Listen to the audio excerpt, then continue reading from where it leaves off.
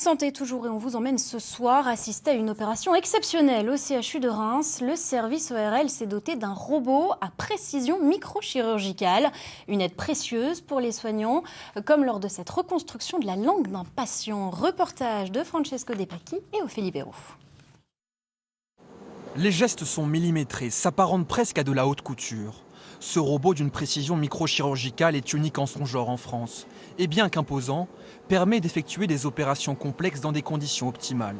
Comme ce jour-là au CHU de Reims où pendant 8 heures, l'équipe chirurgicale s'attelle à retirer une partie de la langue d'un patient pour ensuite la reconstruire. L'intérêt de ce robot, c'est d'y associer une précision supplémentaire justement dans les sutures, les micro-sutures de ces tout petits vaisseaux qui sont là dans le cadre de cette intervention aujourd'hui de l'ordre du millimètre à peu près, voire en dessous du millimètre pour aujourd'hui.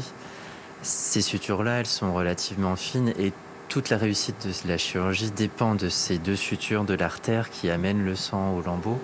Le chirurgien Esteban Brunet est le premier praticien français à manipuler l'appareil.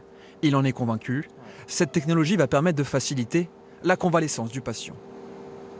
On s'attend derrière à avoir une meilleure cicatrisation, une diminution de la durée d'hospitalisation. Et donc en l'occurrence dans la reconstruction tété-cou, le fait de parler, de remanger plus rapidement et mieux derrière.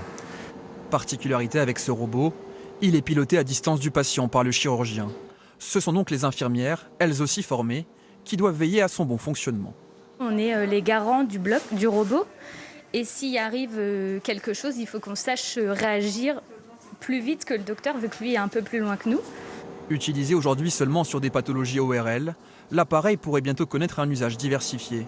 C'est en tout cas le souhait de l'établissement.